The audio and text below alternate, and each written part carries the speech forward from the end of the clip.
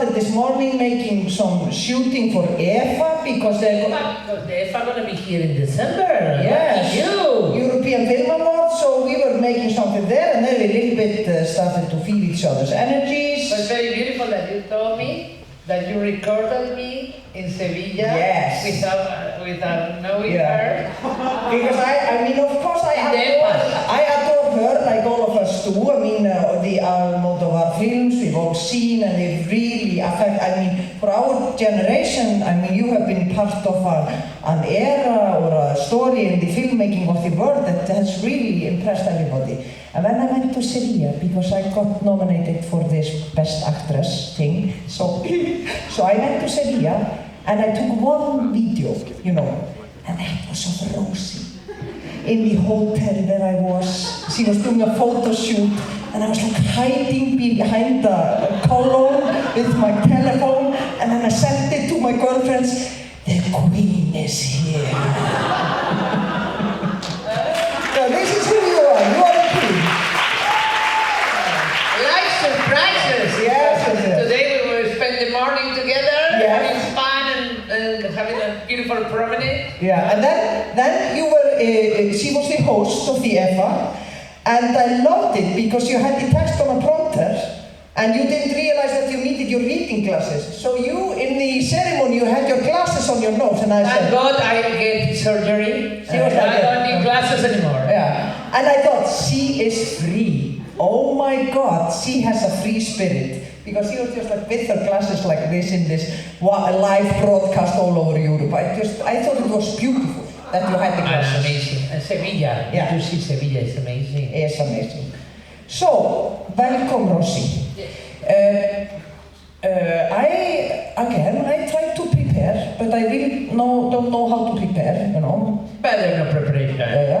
But what I have found out about you, because I knew I was going to meet you here and I should talk to you in a masterclass.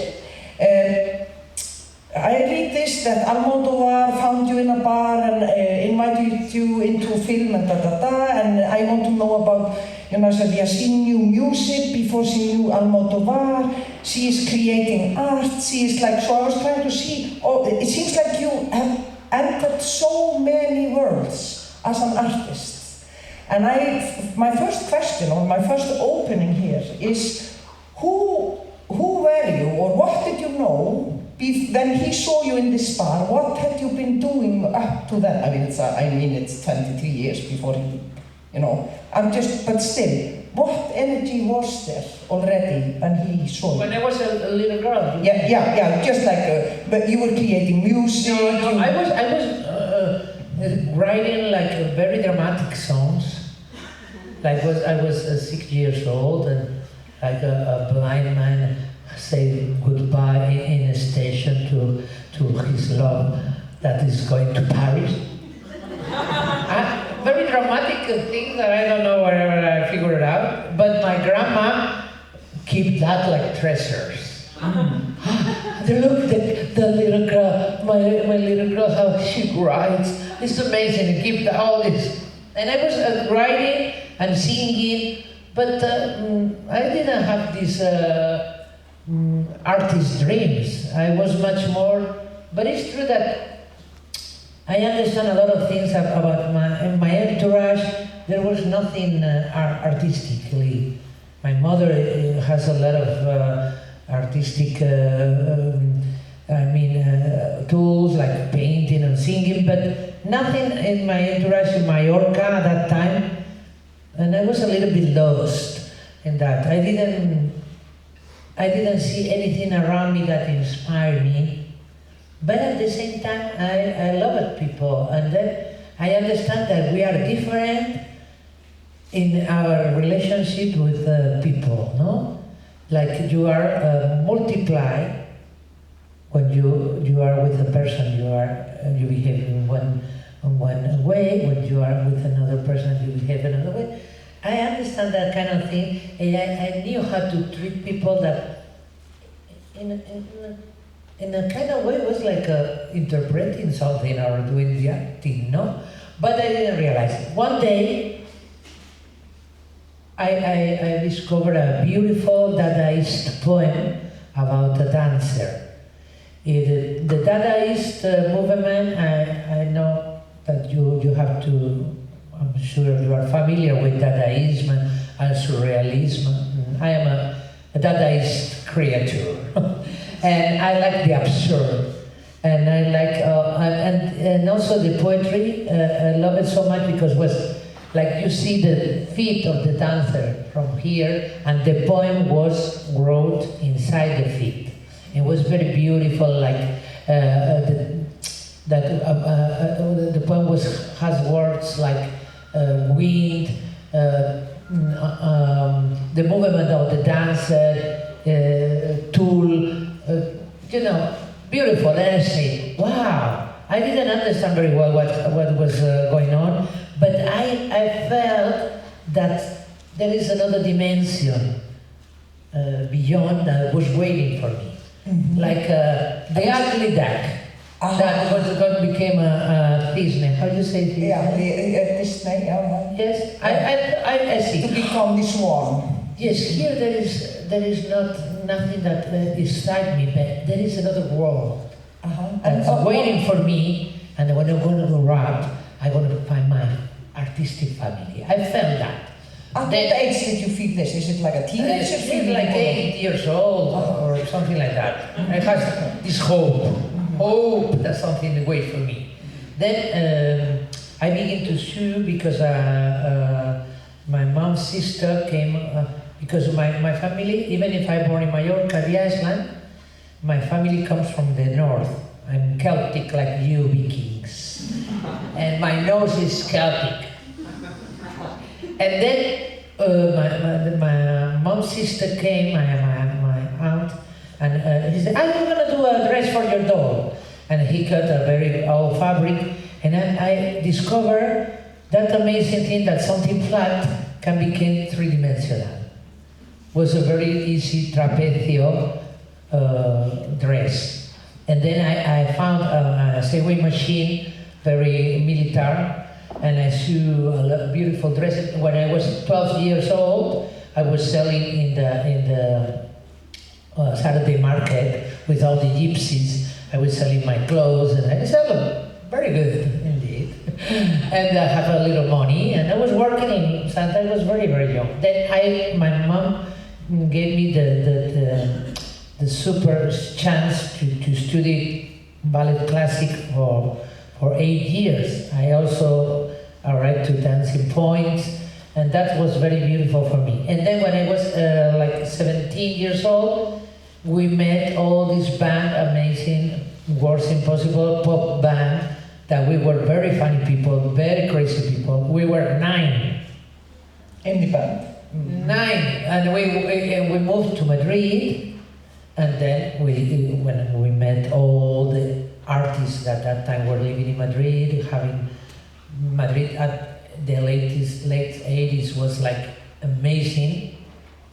A lot of artists created in freedom after Franco the dictator dies. We were like opening, oh my goodness, freedom. But what I loved so much at that time, we didn't have the Instagram, we were not searching for celebrity, not for money either. We are not interested about that. We are interested to live, to share, to enjoy. We were very poor. I guess I learned how to move in Madrid because I have to move walking because we not even, sometimes we don't even have money, not even for the subway. Mm-hmm. Then this is what amazes me the most now with the flashback of that time, is that we were not interested, not even money, not even celebrity, not even this, now that people want to become famous, or no. We were interested to share art and to have fun and to explore freedom. And that was very beautiful. That the ambition was to really feel free and to share all these different disciplines. We were painting, Almodovar were directing, the other was 80s. The music in Spain at the 80s was so good that still we were still now listening to all those songs, because a lot of very, very talented people at that time, and I had the chance. Then later came the AIDS, and a lot of drugs too, a lot of people dying in overdose, AIDS, and also the roads of Spain were very dangerous at that time, and musicians were dying like, you know, almost like the drugs, because were very bad roads, very bad condition, and when people came from the concerts, have accidents, but was amazing time, amazing time. I will say, we all survived the 80s, the people who here are at my age. That is like, we are heroes, huh? Because 80s, let me tell you, huh? 90s too, but the 80s. But I was very mature when I was in my 20s. I guess I lived my teenager time when I was in my 30s, before I had my kids. I was wild. But in my 20s, I was like very, very mature. And I was the mother of all my friends in my band, because everybody was like crazy. Madrid was very, very, very wild. Everybody was losing themselves in the night. And I was like, no, do that, don't do that. I was the mother of dragons. I was the mother of dragons.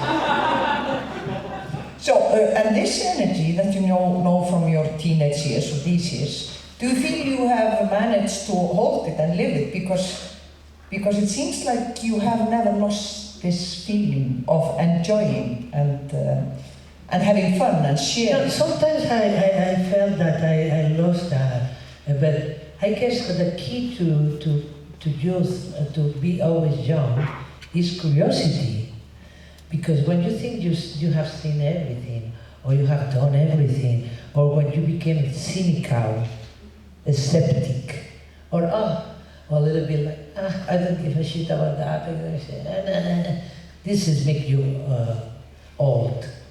But when you are, more I get, now I'm 58, but more connected with my little girl I am. I know, I think we are doing the reverse way, right? Like innocence. I'm very proud of myself that, I navigate in very, very difficult seas. It's like Homero with the Iliad, the Ulysses, a lot of adventures, tragic moments, beautiful ones. But if you keep your innocence, your naivete, a little bit something in your heart fresh, that is not like abîmé, how do you say that?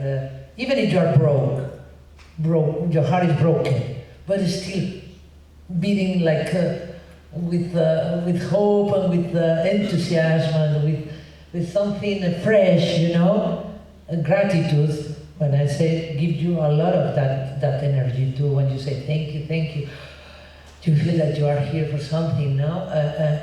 And I guess being always in connection with your little inner child brings you always this capacity to be young, no?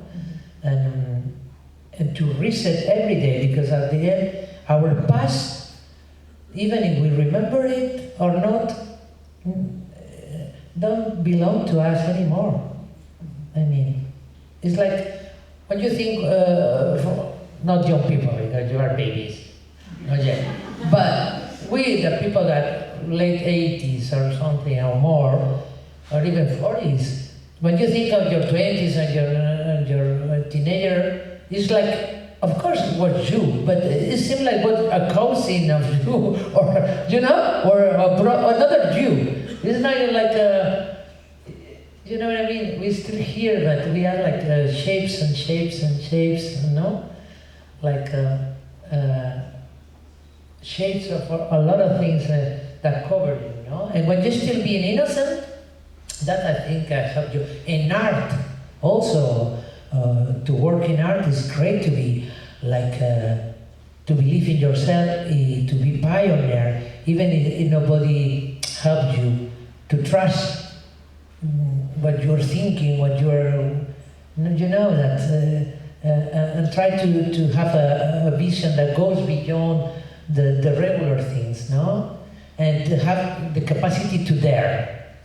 And to fail, no problem. To fail, success and failure is not important. The important thing is the process, what you live until you arrive there. I think that's I'm trying to make a bridge here between the era when we are young, you know, and we are just doing things and we are sharing things, and because we just love sharing. And then I'm thinking about their generation. These are my friends, you know, they are in the University of Arts now. Ah, your teacher, huh? Yeah. Very good teacher, right? They have all these phones and Instagram and all this, so they can have I'm just wondering, because we have all those measurements about anxiety and unhappiness of people today, you know. This is just what we are mostly as parents thinking about today, but also as artists. This bridge of the window in the Instagram and the other one just connecting straight to the audience. Because I think I followed your Instagram. It's beautiful. You are so free there and you enjoy it so much. And for me, it's such an inspiration, because I'm also in my 60s, you know, I'm 54, so I'm like, wow, she really embraces this new facade of the world, this window of showing you as an artist. Do we have thoughts about this, or am I just the one that is like lost in thoughts about this? Yeah. No, but it's true that you have to protect, we have to protect ourselves.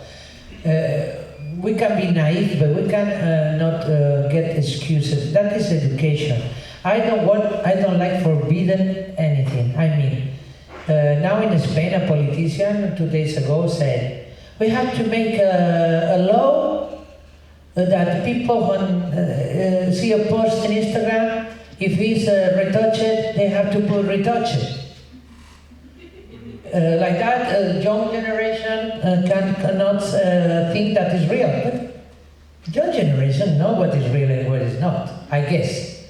If they don't know, they have to learn how to separate things. For me, Instagram is a little bit fantasy, but I love fantasy because reality is, let me tell you, it's hardcore. I need paillettes, I need shining shadows, I need jewelry, I need this frivolity or superficiality is very necessary too. Because if not, everything is so heavy. If we will see real world now, I don't want to speak about what is outside. All of us know the nightmare that is going on outside.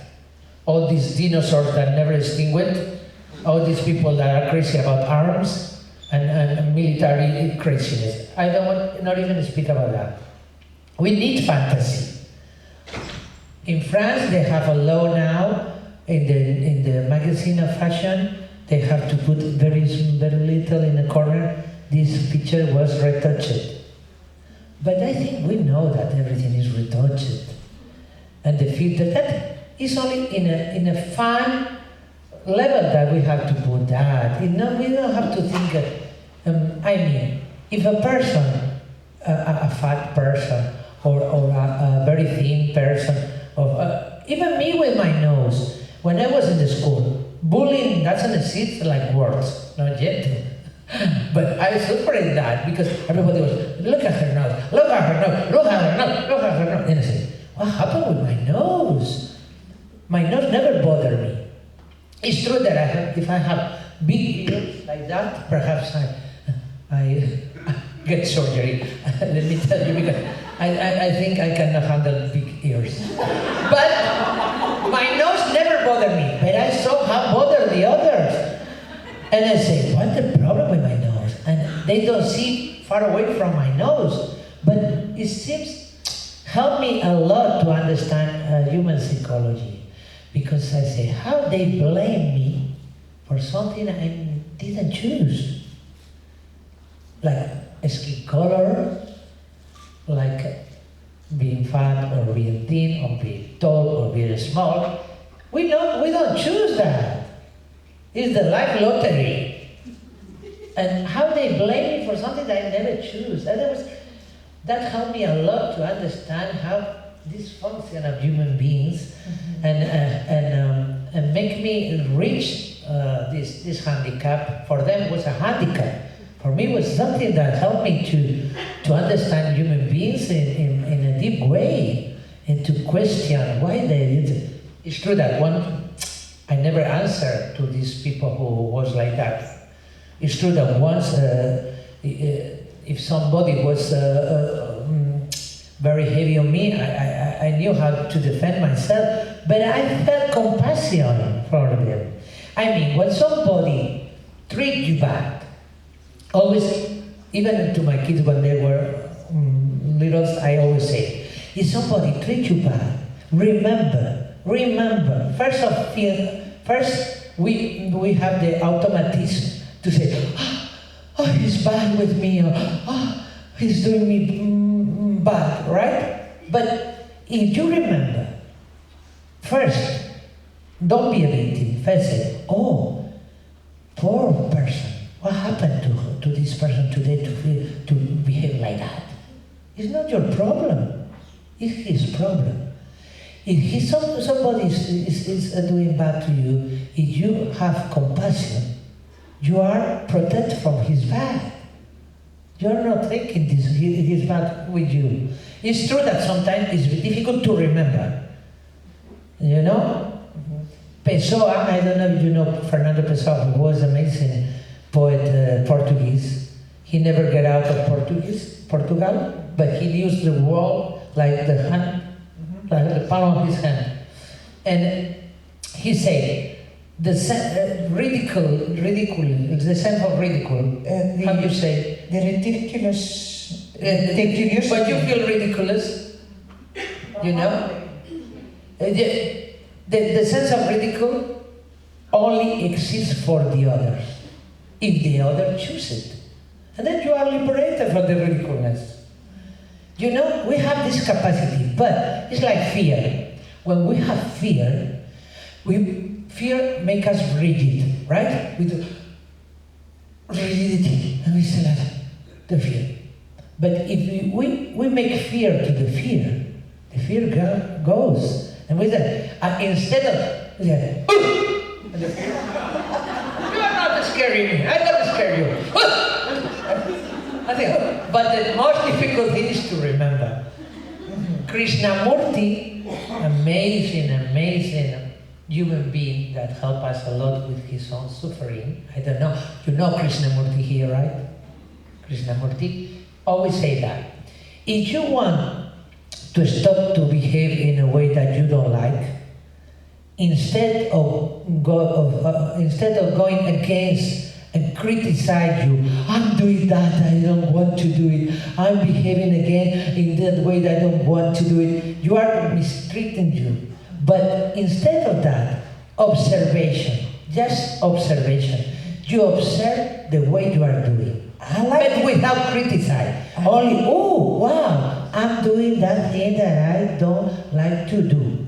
But don't judge, only watch. Watch, and this behavior is going to disappear in the observation. It's very difficult, that. And then we go it seems simple, but it's difficult. First of all, it's difficult to remember. Because you are, I'm doing that shit again. I'm stupid. We are programmed like that. But first of all, remember, I'm not going to judge. I want to stop this behavior. I'm going to observe with distance and objectivity.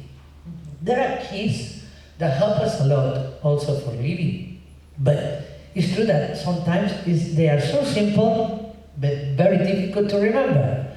Because we are, I don't know, I always refuse to be a victim. I have went through very bad things in life, like all of us, moments of very difficult. But I always refuse to be a victim, because victims is, my sadness is because somebody is provoking that in me. And if I feel bad, it's somebody who is guilty about that. And then your happiness also depends of other behaviors. That is like you are attached like that. No, no, no. The things that happen to us, we have a responsibility in our lives. And if you do things that, I mean, everything that happens in your life, you have a co-responsibility.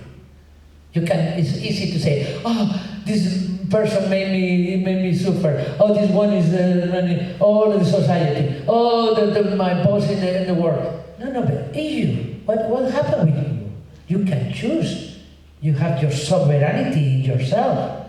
You can do things for yourself. You can take care of yourself. And then it's everyday work. I don't know if it's a masterclass this. But anyway, who cares? It's a super We are together, class. we are having a masterclass, I don't know. But it comes to what we talked about today, about you, because she asked me, what do you teach in the university? And I said, I teach clown technique. And she said, what is that? I said, it is about celebrating the mistakes. So it is the same you're talking about. It's like you do a mistake, and the hardest part is to accept the mistake and repeat it 3 times. And you go deeper into it and investigate it, you know. So it is exactly, so it is not like avoiding the mistake, but go into the mistake or go into your faults, and there is the treasure. Welcoming the mistake and go deep. Like I told you, I gotta tell them that beautiful thing that I told you about the termitas. Yes. The Mali. Because Miguel Barceló is a very known, very famous painter. He born in Mallorca. He's like a second Picasso. He's very known all over the world, and he has his atelier in Paris, and also in Mallorca. A long time ago, he used to go to Mali, Africa, 3 months each year to paint there, because he loved it too much, Africa and Mali. And at the beginning, when he was painting there, he's very expensive. He sells his painting like, I don't know, millionaire. And he was painting there, bli bla bli bli bli, and the Malian termites in the night came and he ate the paintings. And the morning he said, oh, look at this. The termites ate my piece of art. Yes, my minions. I said, oh, I had to find a solution about that. And then he found a liquid solution, chemical that put in the painting, and it's like poison for the termites. They don't like it, and they don't approach the product. And then he got to put all over the painting, but he said, I'm going to put in some parts, and some parts I don't going to put. And the termites came and ate some part of the painting, and other parts. And I've been in this gallery in Madrid, an amazing gallery at that time called Soledad Loreto, to see that exhibition of Miguel Barceló. And the exhibition was paintings I made in collaboration with the Malian termites. And I love that. And that is the mistake that becomes something magic. Yeah. That is the accident that you welcome, and this open another level. And we are in this universe, and we cannot pretend to control everything, or pretend that we are genius because we compose. We are, like we said before, channels of art. We are transmitters. We are not genius. We are here to because perhaps you have a beautiful idea, an amazing idea, but you don't realize it. And then in another part of the world, somebody goes and do it and says, "This is not copying you," because everything is here in the universe, in collective universe, and nobody can say, "I am a genius." No, you are. Your geniality is the influence of a lot of genius before, and a lot of artists that made another thing. You know, we are all in the same house, and that is about that I don't like artists that feel that they are genius or have a lot of ego, vanity, because you are not doing that. It's something through you that is happening, but not you. I think ego is very bad for artists, and vanity and all that. I think because you think you are great and you stop learning, or you stop to being curious and you stop to sharing, or you think you are better than the other. That is very bad for artists. I guess they are not real artists. What they think they are great or they are better than others, you know. But this Termits exhibition was amazing. Amazing. I like very much to tell that because I love it so much. These paintings with the termites. I love this story as well. Now I have to think of a question, you know. I bet that you maybe interact. You have questions from the audience. Yes. If not, then I do have, you know, I draw up a table like this of worlds, of the worlds I realized you entered. You have talked about fear, and yeah, because I think when you talk about the ideas that you get, everybody is getting the same idea at the same time, because we actually have all gathered information. Because I tell you one thing, because I love this. Maybe you have heard it, but in Polynesia they walk backwards to the future. So they always know more and more about the past, because you cannot know anything about the future.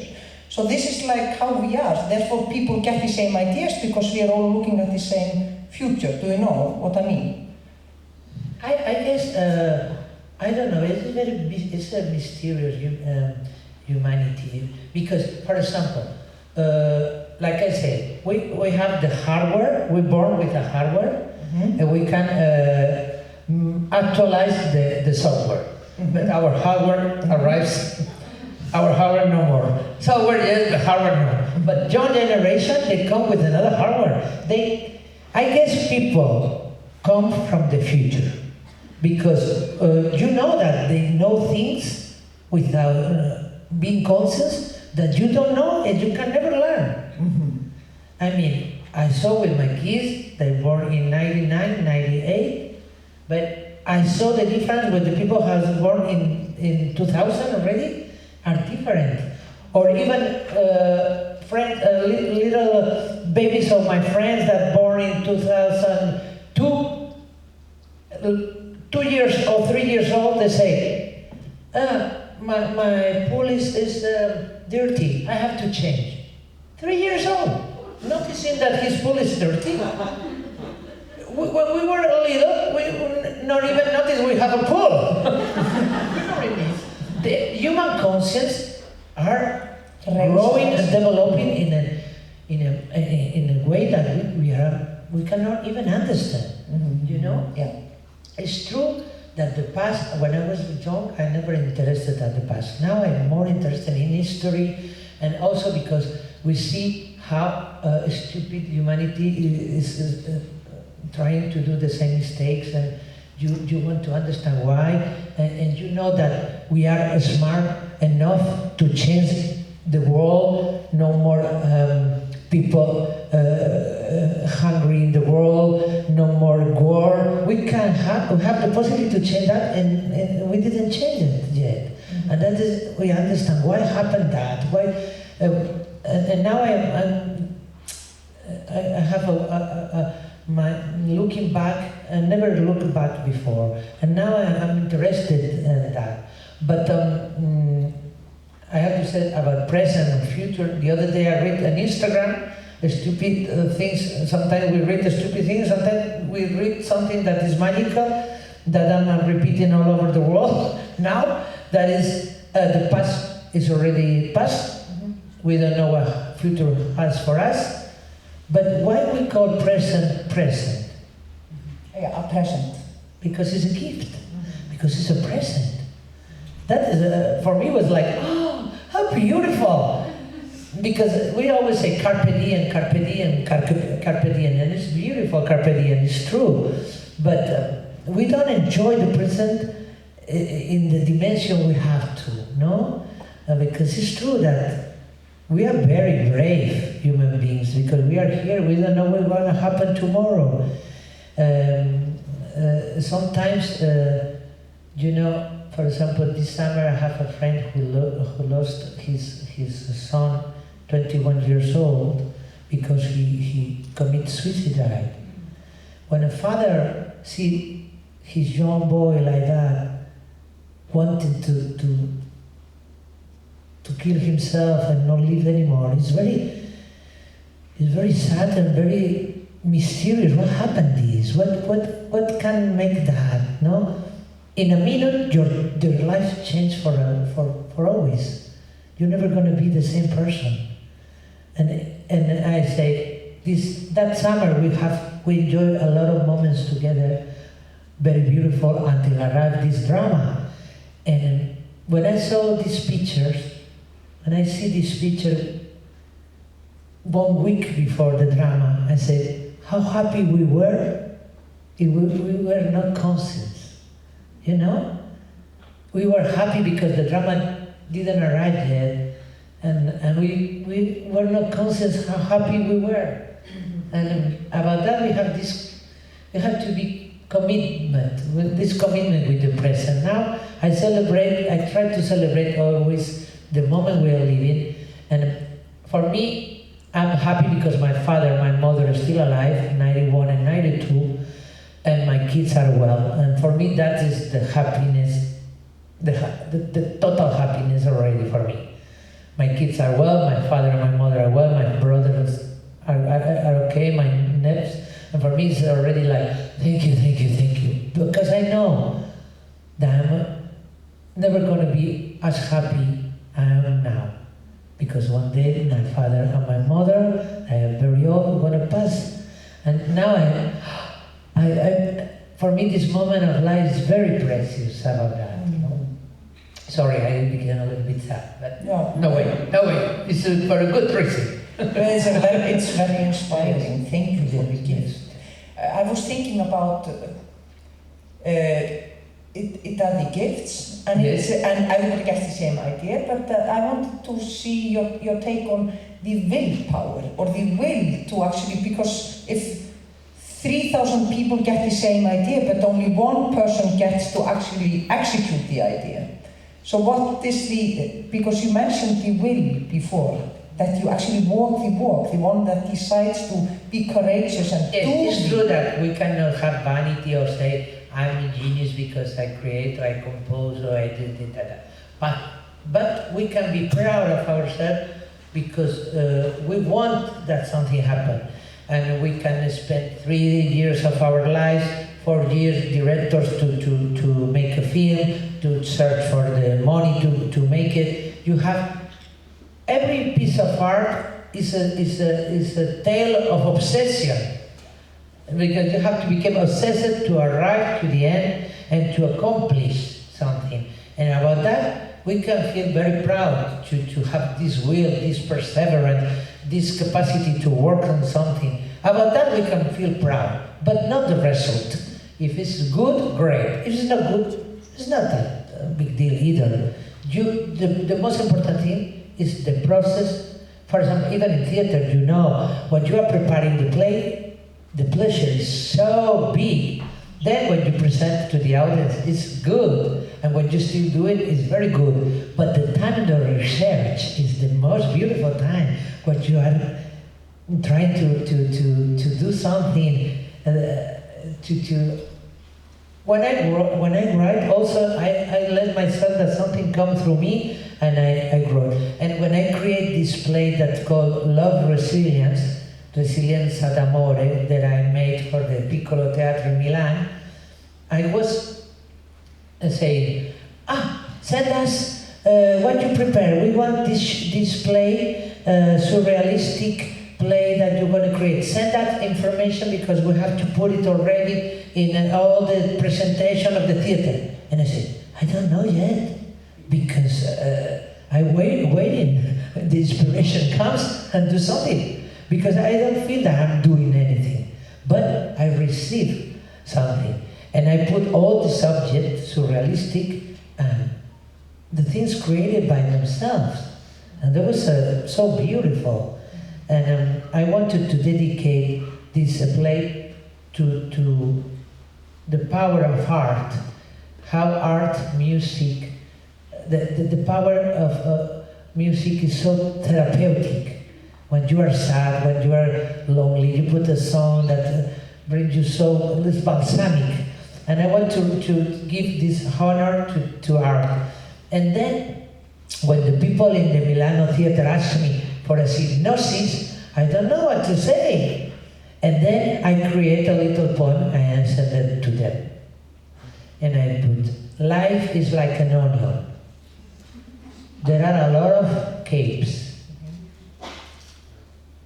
But what is at the end? There is nothing inside an onion. You took each cape. At the end, what you have? You have only the humidity of the tears that you dropped while you were... Not even the tears, only the souvenir of the humidity of the tears. And I said that to them and they were very happy. Oh, gonna be an amazing show. Was an amazing show, but at the beginning I have nothing to give it to them. And I say, what? Because when I was very young, I was in a rush to leave. I was always thinking I was missing something amazing that is happening in another way or in another place. I'm here, nothing happened. And then I realized that life is like this onion. You don't have to hurry up. Because it's like the Iliada, the Homero, the Ulysses, Ithaca. It's a dream. We had to arrive to Ithaca. And when I arrived to Ithaca, Ithaca is not that beautiful, huh? It's very small island, huh? I don't expect, because expectations, let me tell you, are awful. Better don't have expectations. Because if you have expectations, the expectations don't arrive, like you think that you are upset. That you are upset, you are depressed. No. Better don't have expectations, better surprised by life, what happened. And don't rush. I was always rushing, and then I understand that life is like an onion. And in this play, I put breads in my head, big breads, in balance, and then I go in the scene like that, walking and saying, life is like an onion. Life is like an onion. And then, between I want to come here with this show. Yes. To your theater. Yes. And when I was walking with a dress, very ceremonial, and like it with the big breads that I bought in a bakery where Salvador Dali in Gerona used to buy the bread. Then I walk and a lot of onions are rolling, blue white onions, red onions are rolling. And I was walking and the onions rolling by my side. Life is like an onion. Life is like an onion. But it's a good mantra. Life is just an onion. I mean, we're going to cry, but at the end there is nothing. We don't have to rush. We have to enjoy every cape of this onion. Mm-hmm. Is there something you are more proud than others that you actually walked the way through or managed to take to the end? Something you needed more willcraft, or you're extremely happy that you actually managed to do it? I don't pay too much attention to myself. Mm-hmm. I'm a little bit boring on myself. I mean, no, I am a very analytic person, but with art, I'm very into intuition and much more. No, I think I'm proud to keep my innocence. I'm proud to keep this fresh way to see life. And I love human beings. I love humanity, but I don't like multitude. A lot of people together. I don't like when a lot of people are together. Perhaps they do very beautiful things, but perhaps they do very bad mistakes too. Mm-hmm. Because the big people together. But I love humanity. I love human beings. I love to sometimes, for example, a film, a movie I made that is not beautiful, but I spent so beautiful time with the people I made that film. And what we have behind the camera is much more important than what it was. Life is an adventure, and I like that. I don't like to take myself so serious either, and I love to be a little girl inside me that is always happy to live. But I don't think too much about myself like a superpower. No, I don't have a superpower. It's a pity, because when we were in our childhood, all these evils movies with the evils characters, but what the superheroes arrive. And now we have the evils character, but the superheroes are not here, huh? We are waiting for the superheroes. No superheroes, but super evils, yes. We have super evil. Okay, are there questions here in the audience? Please. Oops, the telephone. I would like to ask about your job being actress, like how it was your process at the beginning, and then how it has changed with the years about your comprehension and your process on the projects. So how it changed to start from how you do it now. Well, when I began with Pedro Almodovar, and even if I didn't feel like I told you like an actress in the first film, it was too much me. But I understand the essence, because, for example, I don't like television. The first time I've been in television with my band, my papa, I was crying, and they were telling me, "Why you are crying?" He said, "Everything is so fake." Because it was the applause and all that. Everything, I found that so fake. And I was very upset, but cinema I love, because cinema is a lie to tell a truth. You are lying, but to tell a truth. But television shows, not television series, because there are like movies, but television shows is a lie to tell a lie. I don't feel very comfortable there. But cinema instead is a lie to tell a truth. And you are persecuting something. And also because I guess that we, audience, we make a film also, watching it. And a film has all these nuances, all these different endings. All the people are watching, each one gonna feel different, gonna interpret different the film. And we are making it. I mean, a film is finished with the audience watching. And then each person has his own film, his own impression, his own feeling, and that is very rich and very beautiful. There are films that move us and we cry, and another, I did not like it. Well, nothing happened to me in this film. Now it's so boring. How is possible that for a person the film make him cry, and another? That is the magic of thing, that how we interpreted things and how we finish a film watching it. And we are all part of the same. About that, we love theaters like that, because it's not the same that an iPad or television at home, that's it. And when we are together, all together watching in a big theater, the trip is much more beautiful, I guess. It's a real functionality. And also, I remember that once I've been in the Bronx, New York, and I was watching a film in the Bronx in a cinema. It was a Jamaican film. And in the Bronx, everybody is talking while the film is... And they are talking to the character, "Don't do that!" But it was very funny. At the same time, I cannot even think about that in Spain. Everybody, shh. But all the crew, everybody was like a big family, and was giving advices to the character. And it was very, very funny, and I experienced something very, very, very special in that seance of cinema in the Bronx. I said, perhaps the cinema has to be like that too, no?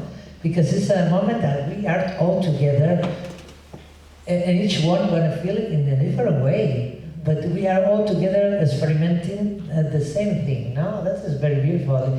It's like something sacred, no? Like when we are for Catholic going to the church, and or for evangelists singing in the church. But we the people who love cinema, we are all together in this temple of cinema that is a big screen, right? Mm-hmm. And I hope the big screens and theaters are still going on, and that all this digital world don't stall us the pleasure to see films in cinema, in the real theaters. More questions from you? I think everybody's here with a lot of attention. Only my daughter is sleeping. That is good. That is very good. Come on, yes. How was it meeting Almodovar for the first time? How was that? For the first time, I don't know if I said it here or before, but he was very young too. I was in my 20s. Then, for me, I'm not a mythomaniac. I mean, I met a lot of very famous people. It never impressed me by the fact that they are famous. They impress me because I admire them or whatever, but not because they are famous. That never impressed me so much. But Pedro, I saw when I met him, he came to our concert. He loved so much our band, and he was very, very natural. And he still, our relationship is still being very natural. I mean, I don't need to be in an Almodovar film to feel that I belong to that film. You know, because like I told you, we all belong to the films we love. Because watching it, we even made it. We also made the film. We finished the film, the audience.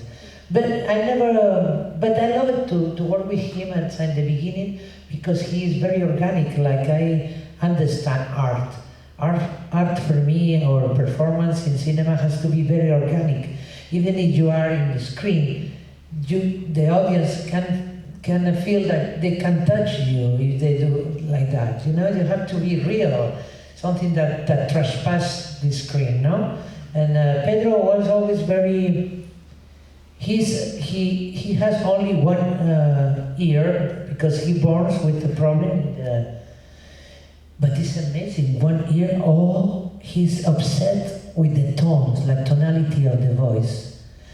Because it's true that image, we can fake image, and now we can retouch image and face-tune it like we do in Instagram. We can do it also with the image movement now. But the audio is magical. For me, my work like an actress, 80% is the voice, not the image. Even if I have this face or my peculiarity or whatever, for me the real work is in the sound of your voice, in the tonality of the things you are saying, how you say, how you can get the emotion in a very small way to speak, very sensitive, that you feel it very well and that they can be contagious. Emotion with the voice, with the tonality is amazing. Pedro is so good in that. He said to you, no, it's too up, no, a little bit down, a little bit down. And he has an amazing ear to the tonality and how you can penetrate into the feeling with the voice. And that, like I was very young, I learned that like that at the very first moment I worked with him. And I never, I was, all the films I made, always that, the voice and the way you speak and the tonalities and how you can penetrate into the emotion through the voice, no? And that is very, very important. Because you can say, I love you, and it means I don't give a shit. Or even in the United States, have a nice day. You know that they don't mean it, huh? But sometimes you can say, no, I don't want you, but you can hear, I love you. Because it's the tonality never mistake. Even beyond the words, you can say something against your own feeling. And if you hear the feeling, you are not saying that, you know? Tonality is amazing. Even a mother, how I speak of a baby, the tenderness in the voice, everything is there. I think it's the 80% of the performance of an actor. That is the key of emotion. The real key of emotion is the audio. And the audio is very rebel. We're still having these things in cinema and in theater. The audio doesn't like to be controlled. It's very rebel. Image, you can do whatever you want. But audio, the sound, the sound is, no, you are not coaching me. Yeah. There it is. I like to store sounds all over the world. Some birds with recorded with the iPhone here, another cling, another voices, chills, the river, the sea. You know, that is so lovely. Sounds are amazing. What? How many here? How many? Oh, how many? So many now. So. Jordi, ya que se lo contaba Jordi, ¿eh?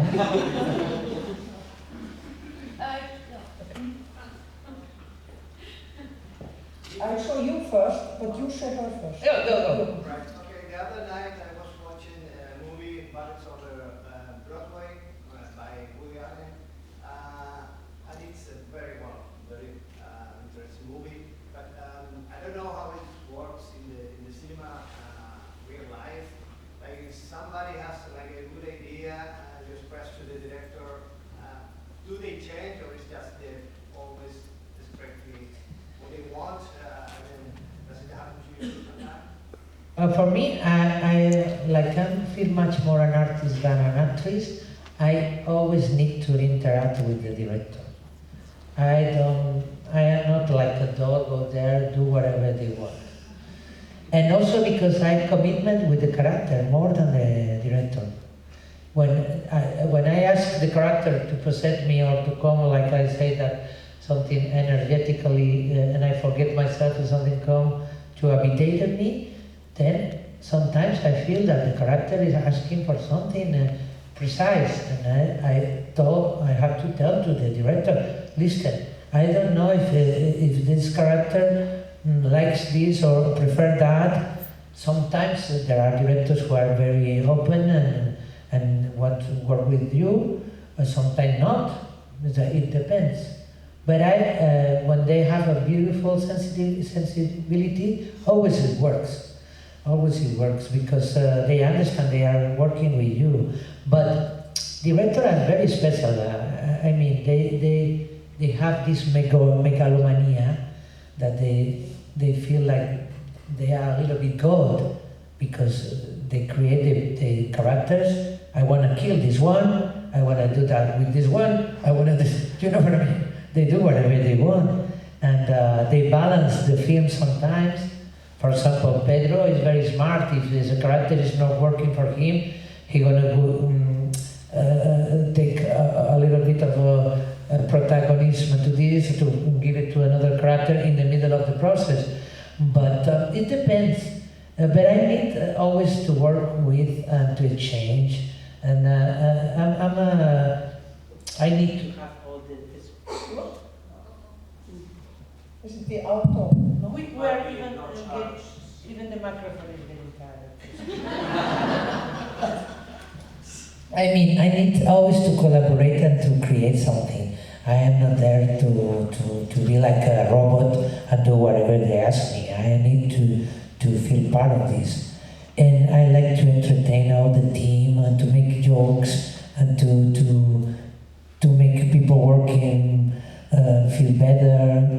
Like a butterfly. Like always with all the team because I need that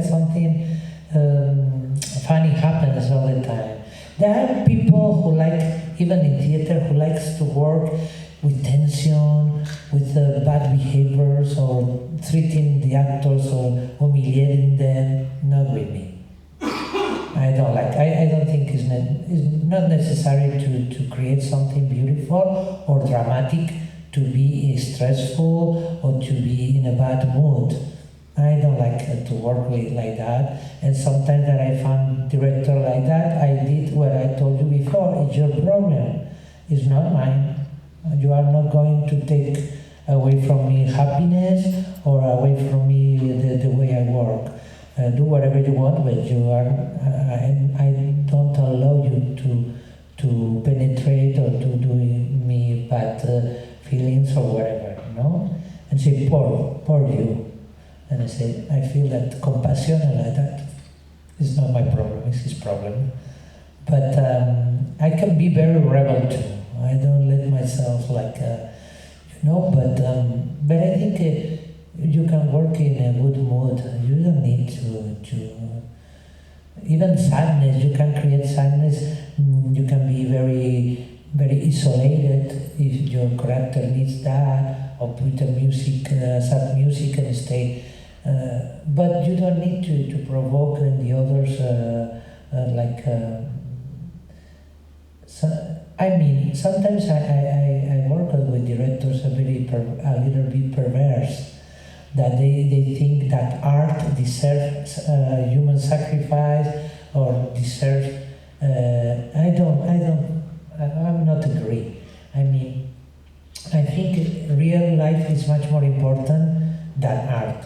If you have to behave very bad in real life to arrive to have a very beautiful piece of art, it's like when they say,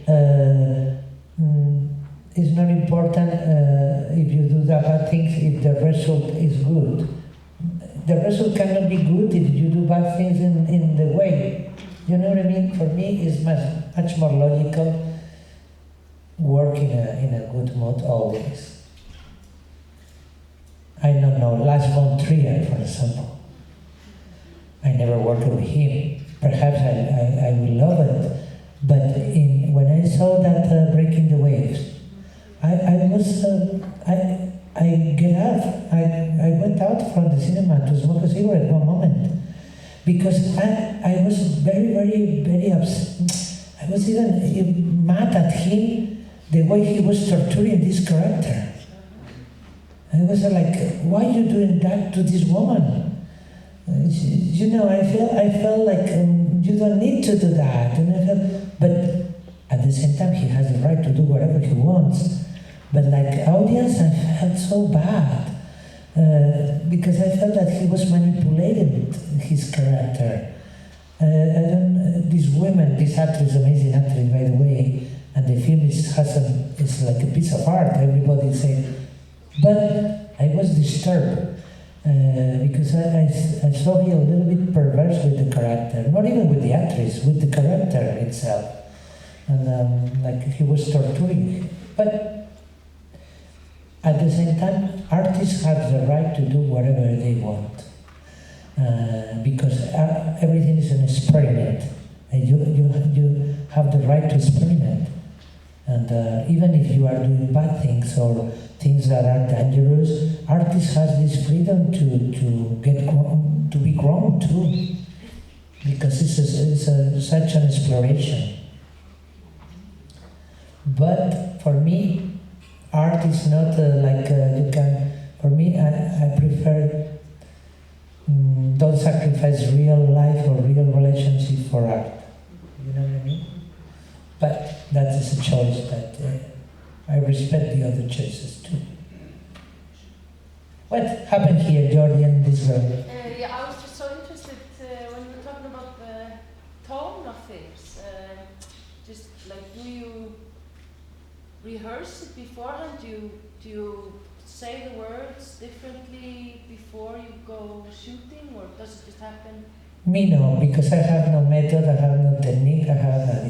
What I need always is la mise en scène. I mean, what I like is before makeup, before dress, before everything, I like to go with the director and the other actors to the scene. What happened here? What we're going to shoot?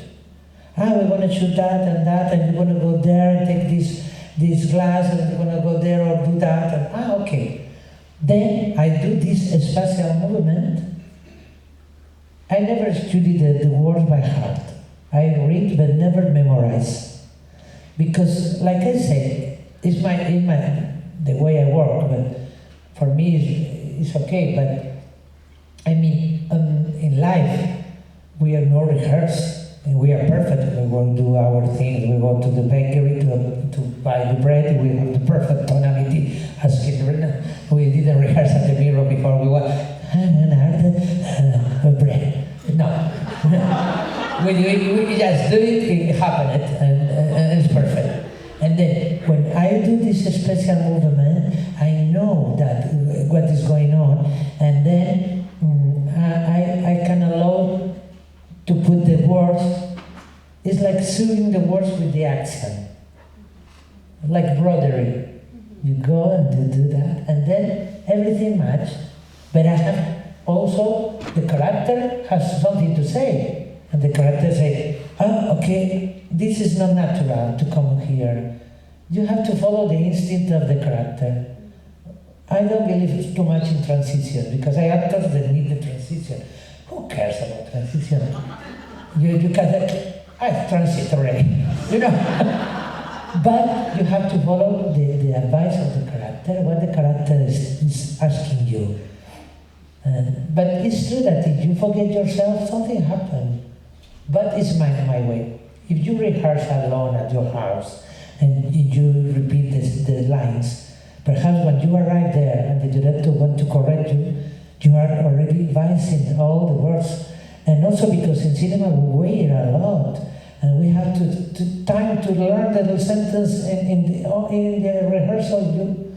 There are very few moments, and it's better to let for me it's great the spatial movement, and then I see the words with the spatial, and I what the character has to do there, what the character wants to do there. And sometimes these mistakes happen, or even surprise for myself. The character wants to do that. And something happened. But it's great to forgive yourself totally and make the emptiness. But as you say, time to go. Time to go. I want to ask our applause for two girls. And for what Jordi, you have a question. We're going to finish with Jordi's question. Because Jordi, sea valenciano, need to ask something. You mentioned last and Trier. Yes. You said that you would like to collaborate to work together, perhaps at some point. No, I never thought. I mean, I wanted to take him like an example of what perhaps disturbed me. I don't know. Never worked with him. I have no opinion. Is there any projects that you would have liked to have done in your career that you didn't, and now you think, oh, I wish I would have done that? Are there any projects that I regret that I didn't? Not that much, but perhaps Isabel Cochet, who is a very friend of mine, I say no once, or the other projects, but like I'm not being an artist or an actress helps you a lot to don't be careerist. I'm not ambitious. I never want to force things. A movie is a love story too. If a director doesn't want to work with me, I don't want to work with him either. It's like making love. You need the reciprocity. Of course I admire people, but I don't need to work with them to still admire them. If I work, it's okay, no problem. I'm not into this anxiety of ambitious, I'm much more receiving things that come to me. But I want to ask an applause for three people that helped me a lot in these days in Iceland. I one day stand up. One is Jordi, another one is Mali, Another one is Paula. Then the three angels. Paula, come on.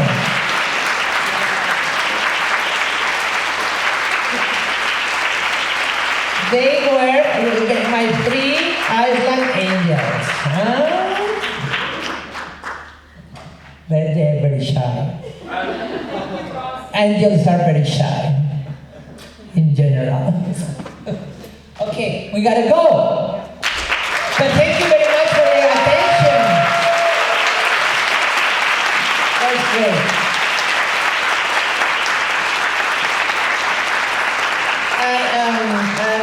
Thank you, all of you, and Iceland, and your president that I met the other day was amazing. And I'm sure I will come back. I'm sure